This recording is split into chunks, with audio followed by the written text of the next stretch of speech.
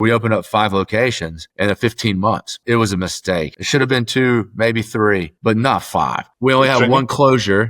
We identified that closure quick and just sucked it up and closed the restaurant. We reacted late on it and didn't. I mean, we got it now. We needed them throughout the whole process. And because we didn't have that, we struggled with consistency and had to see some stores suffer and then build them back up. Welcome to The Bottom Line, the podcast that brings you real stories behind real restaurants. In each episode, we explore the decisions, systems, and stories behind the most successful restaurants out there in the market. No fluff, no hype. Just real operators, real challenges, and real advice from people who know how to get results. Let's get to the bottom line.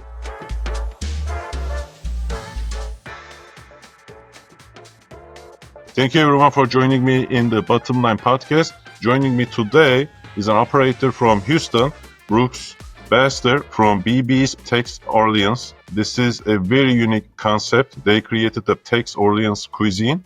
They have 13 locations. Most of them are in Houston, and there is one in San Antonio. Brooks, welcome to the show. Thanks for joining me. Thank you. Glad to be here. Could you talk to us about the inspiration behind the concept, how it came to be, why people love BB's? Yeah, absolutely. I went to the University of Houston and started waiting tables here at an early age because I had to get by in college, and fell in love with the business when I was very young and knew right away that it's something that I wanted to do. And my career path was started there, and I haven't done anything else but work in restaurants, and it's kind of all I know. But when the time came, I did open the business when I was 27. And when that time did come, my approach was a little different. I just knew I needed to do it. And I really I was very lucky to learn the catering business early on. And that was huge for me. And so when my mindset was when I opened that I knew I could be catering to get going. And I had some customers and I knew that I could kind of pull that off. I had no clue what kind of food we were going to sell. So I signed the lease without having a menu. And then I thought about, okay, what I want to do, what's going to be my concept, talk to a lot of people who I admire and various mentors. And also when I was working as a waiter and being young, I was always eating late, and I was always very discouraged about the late night options of dining. And so I came up with this wild idea to say, you know what, I'm going to be the best person in this neighborhood at late night dining. And we opened up super late. We caught all the different waves, including the people, the industry folks that actually closed down the bars. And so my family's from South Louisiana, and I loved going there as a young kid. It was very, very simple life. It was about gatherings and being together, and food being the center of that. And so I fell in love with the culture of South Louisiana. And of course the food, because it's absolutely just delicious. And so that kind of inspired the Cajun side, the New Orleans side of it. I said, okay, well, what do you want to be known for? And settled on po' boy shop. We're going to be a late night dining po' boy shop. And that's what we did. And it took us a while to get going, but about year 3, things really started to click. We had that late night dining niche, and it was just growing like crazy. Every month the sales were just bop, bop, bop, bop, bop. Only a 9-table restaurant. So it was really small. Could really keep my arms around it. 32 seats at the highest occupancy, focused on to go and deliveries and catering was about 30% of our business in the early days, and we were just really doing well late night. I decided I need to expand, get to the second location, and it's a bust. It doesn't work. And so what didn't work? Nothing worked. But what was interesting was when we were struggling with it. And when we were struggling with it, I also had the best opportunity in my life presented to me at the same time. And so I was very conflicted about what to do, because I had one restaurant that was basically providing me a living, is what it was doing. And then I had one restaurant that was just kind of sucking that up, and we were fighting to break even, and we'll lose money and break even, lose money, break even, lose money, break even. Well, that went on for 2.5 years. Was it the location that it was in downtown Houston? Got it.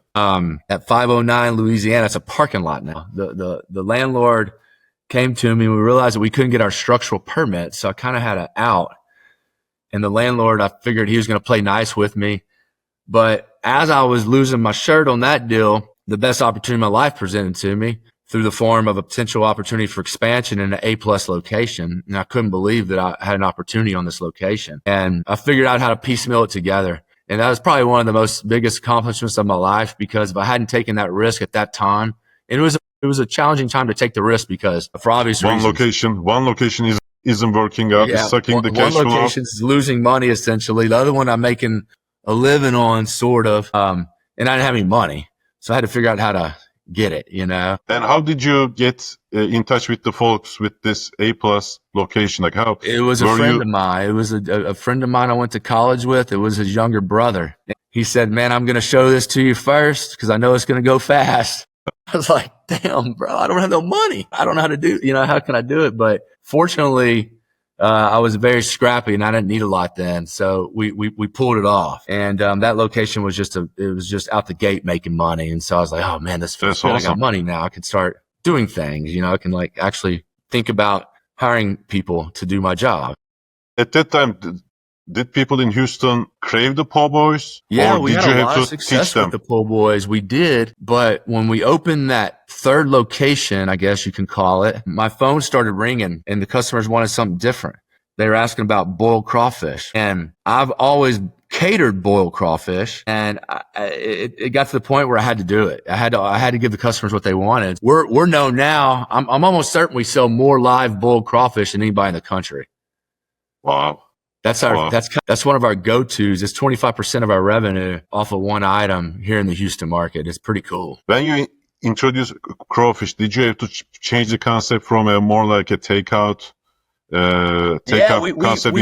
That was already happening where we were kind of going, okay, well, po' boys are great and all, but we figured that at the end of the day, it wasn't going to get us where we wanted to go. So we had to start looking at how we kind of evolve the menu. And so we've been doing that slowly, and now we got it too big and we're going, oh crap, we got to scale this thing back down. Mm-hmm. And it's been a kind of a constant juggling act, so to speak. I want to show the audience the menu and the vibe. So first and foremost, BB's Houston area, one in San Antonio,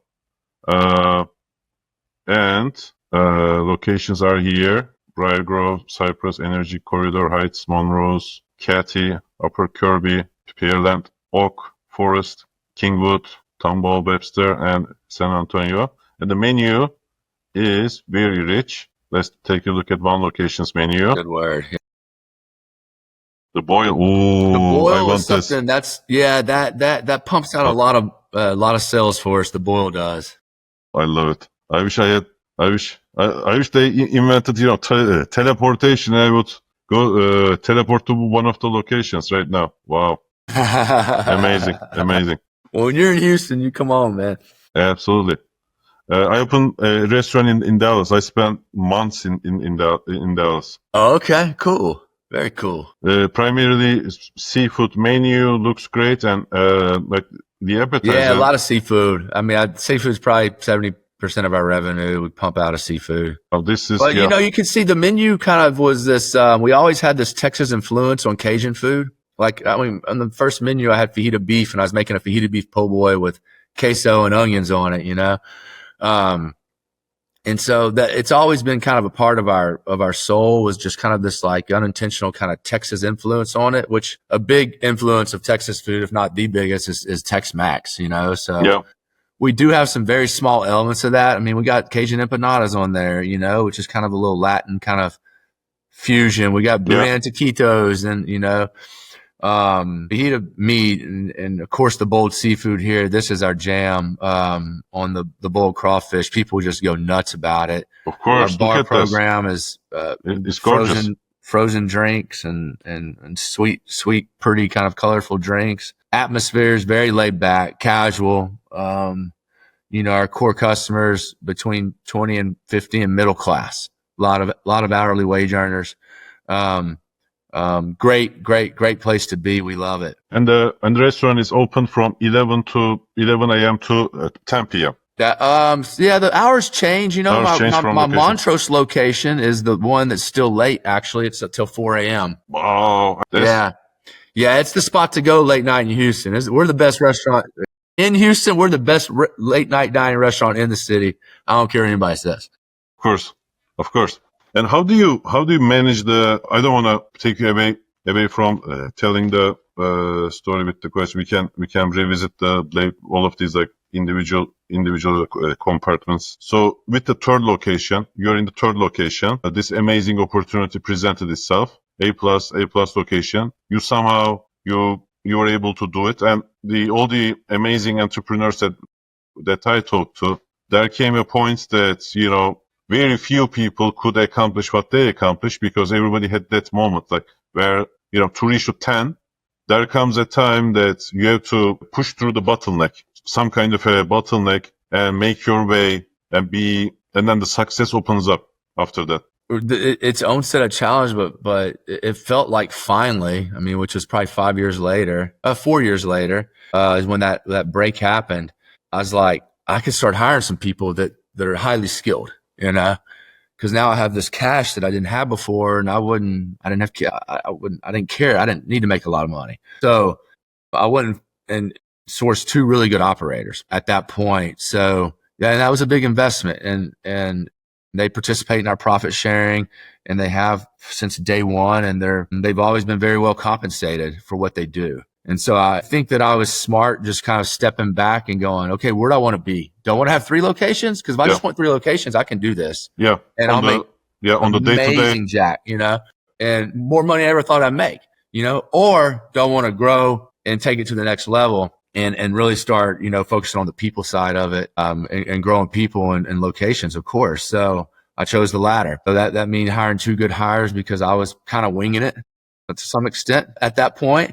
And so I brought in one guy that's really good food and beverage, and he just buttoned up our systems, on this is how we're going to order food. This is how we're going to make prep decisions. This is where we're going to keep the food and how we're going to keep it and the utensils we're going to use, and just got us super, streamlined in the back with consistency. I love it. Consistency is always the key. The key to success. That's and scaling up. And there's so many ways that it can go off, So many ways. So, and even if you have a bulletproof system, it still you're still relying on somebody, Yeah. Because each and single task is done by somebody. Receiving, that's right. like the hostess greeting people, the server taking orders and taking care of the customers, the guy who is boiling the crawfish. Everything is done by a person, and most of these tasks are not supervised. So you rely on that person. Money relies on it, right? Because something is ordered, it's delivered, something is used, prepped, and training, and how much they care becomes paramount. Even if one has the best SOPs, best systems in place, you still need to get people. That's the other side of the coin. They need to perform at the highest of the levels, and they show their training. If they are not trained, they don't perform well. If they are trained well, if they are taken care of, compensation-wise, they are given the tools to be successful, then they excel. And I think that's the kind of an environment that's most rewarding, like people achieve their potential. That's right. Yep. That's what it's about. And, the people piece, it's literally as simple and as difficult as that. Mm-hmm. Is one of our core values in our company is ownership mentality. And when you have a leader at the store that takes ownership in their store, their team takes ownership in their store. And it's a trickle down effect. And if we can teach our, lower level folks, our entry level folks to understand what it means to own your job, the training happens organically, because we've chased our tail on training, and it's so important, but it's so difficult because you're relying on someone to do it. And hindsight being bullseye for me, I'd really train my management team first. And I feel like every young store, especially, they're so focused on server training and this and that. Where, man, if you got a good server that has the personality, like, they're going to be able to pull it off. It's like if you got the right server, and even without an extensive training program. I mean, yes, not saying that's not important, but having that manager, the right manager trained, is more important. That's right. So because that guy is actually managing the location on your behalf. That's right. And there are a million things every day that's happening. I understand exactly what you mean. That's also important in a way that not everything bounces back to you. Anything that's remotely, like slight bit of out of the day to day, like HVAC doesn't work or something, like you shouldn't be receiving the call. That's right. Yeah, that's right. Yeah, you got to have a culture where your folks are comfortable making decisions, because otherwise you're going to be completely ineffective. And I've been there, but you got to get that ownership down to the, ground level so that AC breaks, boom, I'm calling, they're going to take ownership and get someone out as fast as possible to get it fixed for the best price, Yeah. And the guy who realizes that it doesn't work in the evening needs to communicate to somebody. That's right. They communicate to the manager. Manager takes care of it immediately. So many times they don't, though, and you're like, come on. Yeah, amazing. So you have 3 locations at that time. You hired 2 super successful operators. They brought in additional knowledge, skill. They streamlined the operations and such. Yep. Streamlined it, and we were growing at a pretty good little tick, and it's hard to grow when you're small. It's hard to swallow that, that pill of trying to stay a couple of steps ahead on the manpower because it's so expensive. That's right. And and so we're open for so many hours. Yeah, you've been many hours of the day. We juggle that, and you're like, really, like looking back, I needed another person, a high level person, along the way. And then, you juggle the growth, and you have some successes and some not successes, but you figure out how to keep it all together. And that's what we did between locations 4 through 9. 2020 got out of COVID. That we had 9 locations at COVID. During COVID, and we got out of that. Really, we reacted very good. We adjusted so quick. It was incredibly hard on the team, but our same store sales were only down 8% on the year. And you don't have delivery. How did you? We set up drive-through ops immediately in the parking lot, and we pushed and we pushed and we pushed and we pushed. And we did well through COVID. And so we came out of there and we're feeling good. So in 2021, the end of 2021 and the beginning of 2023, there's a 15-month period where we opened up 5 locations in 15 months. And it was a mistake. I mean, it just it should have been 2, maybe 3. We probably could have pulled off 3, but not 5. And so it took us, we're just now coming out of that. We're just now 2 years and a couple months later, 2 years and 4 months later, it took us to get out of that mess. Fortunately, we only had one closure. And we identified that closure quick and just sucked it up and closed the restaurant. Very smart thing to do. Yeah. And was it the training, basically providing the right amount of training for the new folks? Yeah. We had a training program, a training director. We didn't.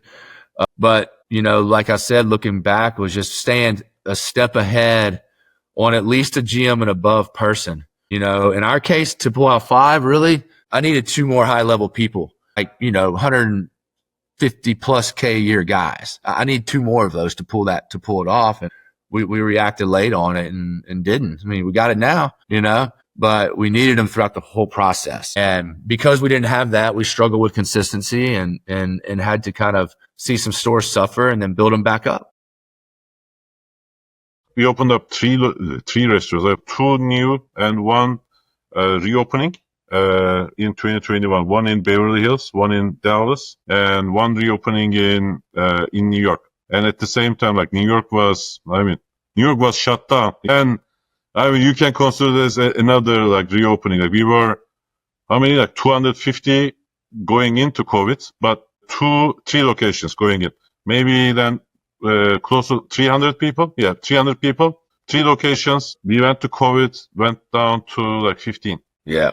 And I'm working at 22 hours every day. We have 10 leases, 10 leases throughout the country, and some of which are like super expensive leases. Yeah. And then the ownership team basically put their foot on the brake in terms of on the development. At the same time, I'm negotiating with the landlords. At the same time, I'm basically holding off on the development, but at the same time, like 10, 15 people. We have all the managers, but none of the staff.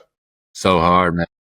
We had to stay afloat, like a lot of like sleepless days. Yeah. Opened up the first restaurant in Dallas 2021. The ownership told me we are not opening Beverly Hills for another year, but then they tell me like, yes, we are opening Beverly Hills. You have 6 weeks. The restaurant was under construction. I slowed down the construction to not incur overtime because they told me like it's gonna be another year. They tell me like you have 4 weeks. I'm like, 4 weeks, the restaurant is under construction on the other side of the country. And we are opening at this time. We have 2 restaurants open. We are opening Dallas, which is going to be a 3rd restaurant. And the 4th is going to be Beverly Hills, which means like we are growing at 50% with Dallas. Perfect. And then another like 30%. And after that, like almost like doubling within 2 months. Yeah. Doubling the size of, so, I can relate to all of these. Yeah. I mean, it's a super interesting industry. We never get the chance to be bored. Let me put it that way. Yeah, it's been fun. You learn so much along the journey through failures. And that's kind of what keeps it interesting, but it just comes down to people. A training program, if you have a store level leader that owns the training, you have a well-trained team. You can have all the systems and procedures and blah, blah, blah, and formalities you want in a structured thing. And well, guess what? If your GM is not an A player, then your training is going to suck. If your GM's a B player, you're going to have a B training program. If your GM's C, your team's going to be horrible. And that ownership mentality, like you said, is the most important thing. If that GM owns that restaurant, that's it, man. Then your life is going to be significantly different than one who won't. And I see so many operators, what I think like makes restaurant ownership and operations difficult is we are always like between, like, maybe not always, but a lot of the decisions comes to like we are squeezed between rock and a hard place. Like, none of the decisions are easy or good decisions. You are choosing between bad and worse. So like these GMs, for example, I talked to many restaurants, this guy comes to work, late and, overserved. What do I do? I mean, if you go outside, maybe the guy that they think that the guy that they will hire is going to be another type of this. Like, do I fire this guy? Do I wait 2 months, give him a chance to, this and that? And it's always like nothing is like comes easy. No decision is easy. Yeah, you're right. So at this stage, now you have 13 locations, which is a huge, huge accomplishment. What in your life changed between, like, in terms of sourcing, for example, like when you were sourcing for 3 as opposed to 13? Yeah. Well, throughout the, our growth, we brought in we created this central kitchen, which is really more of a hub and spoke. I mean, we really just make big purchases on expensive items, and then we'll move it out. Yeah. It's kind of more of what it plays into. It used to be a full commissary thing, and we just didn't like that model. It was, really? No, we didn't. We just overlooked the fact that you're in the distribution business, and so that's how we took it. Now we're going the back channel route of it to just move things back to the store, or maybe some items can co-pack and then go through our distributors, because we don't want to be in the distribution business. We're manufacturers of food, so all of a sudden we were manufacturing and distributing product, and it wasn't good. It wasn't a good model for us, but we did have a lot of refrigeration space and storage space that was good. What was a good model for us. So we like that in the local market, especially in Houston. And, we're brought in a couple of consultants on some purchasing stuff to make sure our vendors are upholding their end of the bargain, just to keep them on their toes, and we just kind of stay hands off of that. We figured that we did a really hard one when we had 6 locations and it was more formal. And then after that, our relationship's been fantastic. And every now and then there's just check-ins on pricing and things like that. But for the most part, we found that we don't have any problems with our broadline distributor because of the relationship we have with them. And they know that we're watching, we are watching. Most important thing. We watch it, and we're not afraid to bring in outside eyes, because there's some things that we just bring in outside people for to help us. And that's one of them. We'll just really get in the weeds on that type of stuff. May I ask this? Do you now have a sales and distribution agreement with the distributor? Basically, this agreement sets up a sales and distribution agreement with the distributor. Yeah, this Cisco Food Services sets up the rates for how much they are going to charge, like what percentages for each category of the.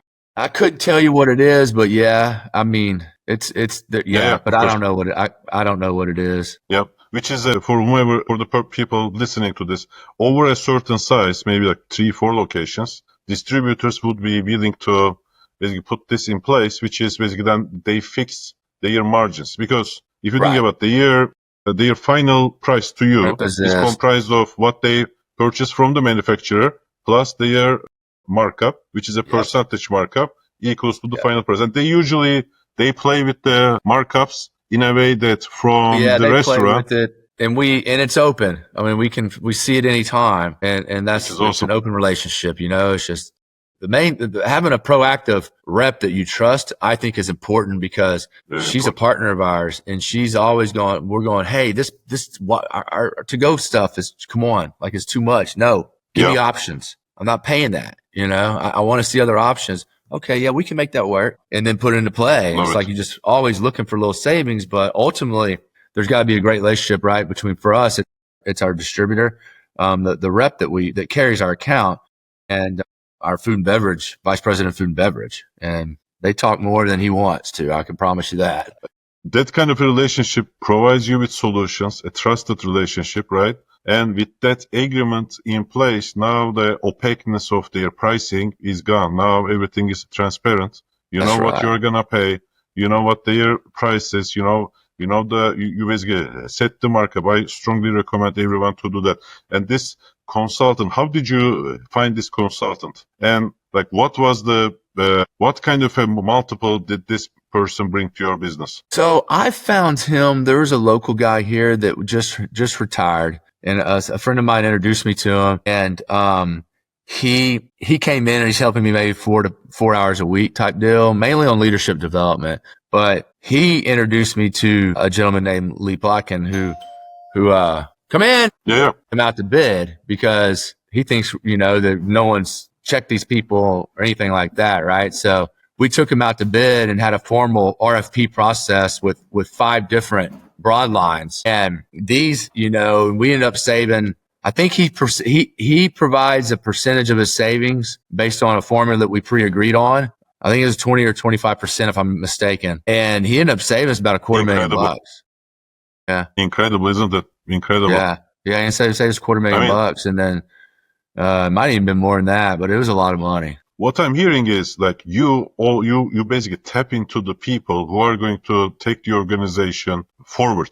You are not afraid to do that with those, like when you had 3 locations, to bring in those like 2 individuals, 2 resources, or this guy over here, because it's impossible for any operator to know every side of the business, or otherwise this wouldn't be a business. Amazon has how many managers, directors, and vice presidents, each one of them takes, a restaurant isn't a simple operation. 100 things that happen in the restaurant every day, and we can't be the experts on everything. Mm-hmm. Nor we have the time to manage each one of these distinct process. Kudos to you for doing this, bringing this person in, and basically very, very smart decision. Now, you know that the pricing is transparent. You save a good amount of money, and they know that, if they wrong you, their foot would be put to fire. That's right. Yep. That's right. So with the commissaries, like refrigeration space, were you able to make like big time deals with the? Yeah, with wholesalers, really, just things. Yes, some various proteins and crab, but various items where we could just buy bulk, store, in the season, move it out, because we're still moving a minimal amount of product out. There's a couple items that we're just kind of hold tight to the chest and just protecting the recipes, and so we still handle that. And we still want to, right? But not too much, just a few items. And then we kind of counter it with the frozen stuff like snow crab. I mean, we save a lot of money on just because of quantity that we buy. And it happens. Yeah, it's been good. It's been good because you can do it in the season is the most important thing. I just want to make these like nuances so people understand how you're able to do it. When it's basically January or February in like shrimp season, you buy it bulk because they have the shrimp, right? You basically reserve your space, and some distributors do that for you. They basically buy it bulk on your behalf, put their own warehouses, and then they sell you. One can save significant amount of money. There's so many angles you can take on it. Yeah, with the purchasing side, you just got to be creative, And just want to make one more distinction for anyone who is listening. Like everybody has taken this like competitive bid process. What a lot of these people are missing from the process that you have done versus what they have done is that service agreement. So, take them to the competitive bid process. Now they undercut their price by 10% just to get your business. What guarantees that 2 months later they won't they get your business and then up the price? What prevents what happens to them versus what happened to you is you basically have the service and distribution agreement in place, so their markups are now fixed. And if somebody is auditing the invoicing and basically manufacturer price plus the markup equals to the invoice price, if that process audited, then they can't be, raising their prices. They can't basically undercut in the bidding process and raise their prices 2 months later. It's because you have all of this under agreement. So I just wanted to make this nuance that a lot of people could be thinking like, oh, I've done it the same. I didn't get like long lasting savings. So what are they talking about? That's one of the differences in this process. That's right. That opaqueness of that final price, because it's a component of two things: manufacturer, markup, final price. If you don't separate these two components, then the final price, if you don't fix on these, then the final price will be an opaque price. Just like, MRI, you'll never know what you will pay for your childbirth or something, right? You ask them and they are like, who knows? And then like 5 months later, you get an invoice. Exactly. Healthcare. Exactly. So how has the last a few years been treating with rising labor costs, rising food costs? It's definitely, I would consider a more challenging environment for casual dining. That's for sure. For full service casual dining, I think we're kind of in a pinch point where a lot of people have been buying down, but a lot of people have been buying up too. And so this full service casual dining sector, hold on one second, I'm not saying it's going to die, has been taking a little bit of a pinch. Labor costs, I mean, they're finally somewhat more stabilized for us now than they have been. So we've adjusted that, but there's things like insurance that are just out of control. Out of control, yeah. And we're paying that, the tenants, because all the landlords are passing it through. I don't know where, the landlord's not taking on your liability, especially the property stuff and casualty. One second. It's just going through the roof, So these leases, when the tenants are paying the taxes and all the insurance and maintenance stuff. And I mean, that used to be a small chunk of the rent. Now in some of my leases, it's over half, 60, 70% in some cases. And it's just like, okay, well, what do you do? Because the landlords keep trying to command higher rent. And so I don't know. It's not a favorable condition right now with the combination of property taxes escalating the way they've been escalating here, especially, and insurance was escalating everywhere. So I don't consider it a favorable market for that. And even trying to get insurance can be challenging, for full service casual dining. If you sell a little alcohol and have just, not a squeaky clean record, because they want to go high end, the insurance guys, they want to insure the high end folks. That's been a frustrating part of the business that's you just got to deal with. Not much you can do about it. Very, very, very good point. So isn't that interesting? Like everybody thinks, managing a restaurant would be about, food and labor costs and all that. But these insurance costs, like in Miami, things have doubled. There are, in some states, the workers' comp has gone up significantly. For example, EPLI insurances have gone up, but primarily the wind and the property insurances, especially down where like there is the risk of hurricanes, like you guys. They've been hit, I think, twice in the last 10 years, if I'm not mistaken. Yeah. In Houston. Florida is unaffordable right now just because of insurance. It's horrible, man. How do you manage the labor cost in terms of we systems? Do it through, aside from product, aside from ownership at the store level with the general manager, productivity models, So that's what we do is we have a productivity model where we're looking at that and we know who's performing above the bell curve and who's performing below the bell curve. And the idea is to get the bottom feeders up. And so you keep making that bell curve more efficient when you keep pulling the bottom people up. But that's something that's been really helpful for us was just, sales divided by total hours, tracking that trend and putting it in a format that's easy to understand. So you can say, hey, look, why is Sarah so productive? But Ryan, I mean, you're 10 points off of her, we got to bring you up. Let's look at that. And then from there, shoulder to shoulder work with the district manager and the GMs going, you can only spend this many hours. Let's go figure it out. How in coaching. Is this on a system, a tech system or like Excel? Excel. Excel. Excel. Sales divided by total labor hours. You must And have that's some what good we're looking people. at. Broken down by category, and we know Yeah. where we should be trending in each labor category. And producing something like that, you must have good people with good Excel. Yeah. Again, that came from a consultant I hired he came with me for 6 months because I knew I needed that, and I didn't know how to do it, but I knew that someone out there was smarter than me and has done it before. And so, That's amazing. I had an acquaintance that introduced me to a guy that was in between jobs in Orlando, and he came down and worked with us shoulder to shoulder 5 days a week for six months. He would just fly down during the week, fly back on Yeah. Thursdays. He'd be here for 4 days and there for 3, and he taught us this whole system. No, I mean, you tapped into people. Great job, man. Great job. thank you. And how does the company manage the labor, the hours and scheduling and sales forecast like that and end of, because you are open for so many hours, like a percentage, I'm sure like labor cost, like the total dollar value is a big dollar value. So making savings or, reconfiguring that to align with the sales must. Yeah. For us, everything starts with the forecast, and we're doing that from a lot of intuition and historicals combined, historical sales data. How are you trending? What do you think you're going to sell? Do you have any special events? How's the weather? And so forth, right? And you develop a sales forecast, and we're seeing who's off their sales each week and by how far.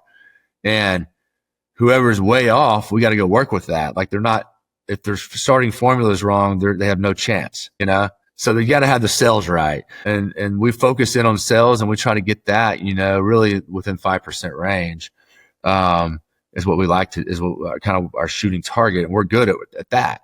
And then from there, we know how many hours we can spend.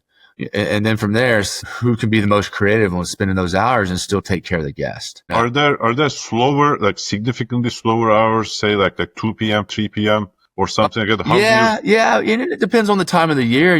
There's certain times when the tourism's buzzing in Houston where some of your best hours are between 2 and 3. Right. And then other times that are more traditional where, I don't know. It's kind of, the lunch rush has been weird because it's like your old school Friday lunches. Well, guess what? They don't exist anymore. I mean, you go on a Wednesday lunch or Thursday lunch and they're busier. It's just people working at home and have more flexibility now, So you got to watch out for those middays because sometimes they'll pop up on you. We third party it. Third party delivery. It's been a growing part of I'm sure everybody's business. Yeah. And how do you like the delivery? We've adjusted.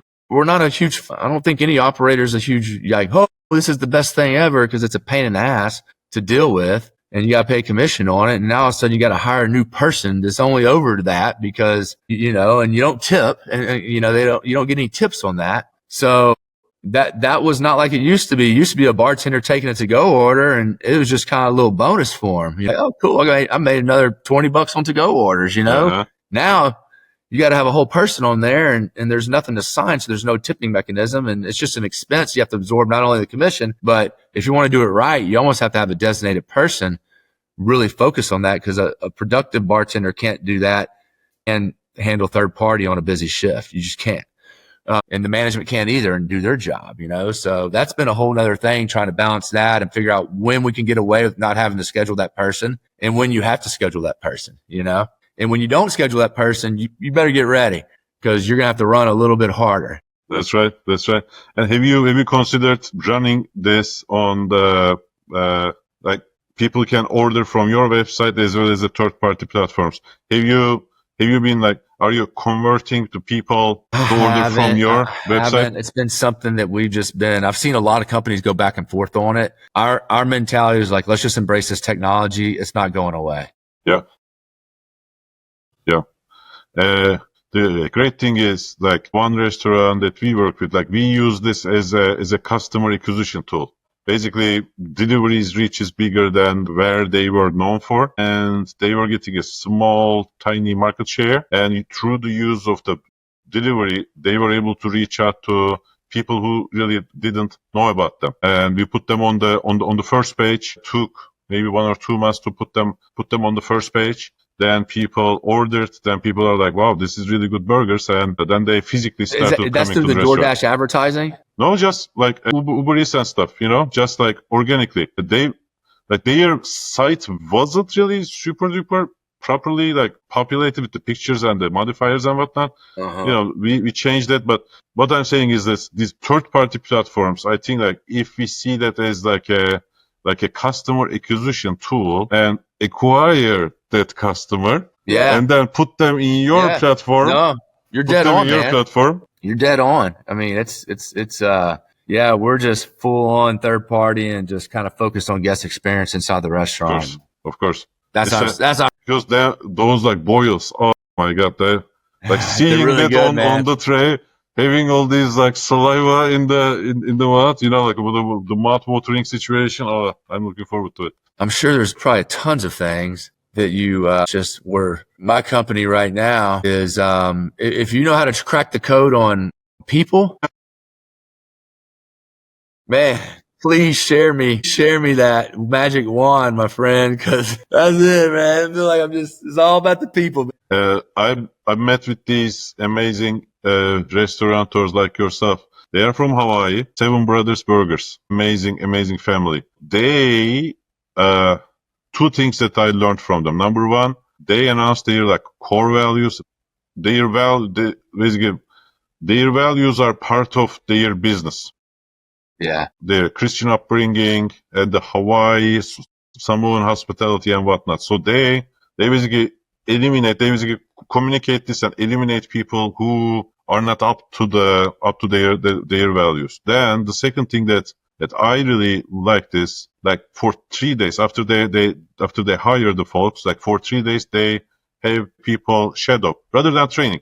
That way they now understand whether somebody is basically will fit into their car. Just like you said, the ownership mentality. You don't need to be trained to have the ownership mentality. If you see something on the floor, are you picking that up? I'm not saying like they use that as an elimination tool. Yeah. But like I definitely see that like even before these people are basically they commit resources on training, they want to see how they behave, whether they're going to show up, all these kinds of things. So those are the two things that I learned from them. Good stuff, man. I appreciate that. Which was unique because to me, like my strategy has always been pay them higher dollar, 10 to 15% higher value. Make sure that your employees are talking about your brand positively because it's a small community, right? Yeah. I have seen situations when you pay 15% higher, you can't get anyone because people didn't like working there and they made it known to their family and friends so they didn't come back. That's it, man. Appreciate it. Thank you so much for your time. Thank you so much for sharing these experiences. I love your passion, man, for the business and your knowledge. Thank you. Thank you very much. All right, my man. Have a good one. See you. Thank you. All right. Bye-bye. Thanks for tuning in to The Bottom Line. If you found value in today's conversation, make sure you follow, share, and leave a review. Have a question or need a professional's opinion? Then be sure you reach out using the links in the show notes below. New episodes come out every other week, and until then, we will see you next time.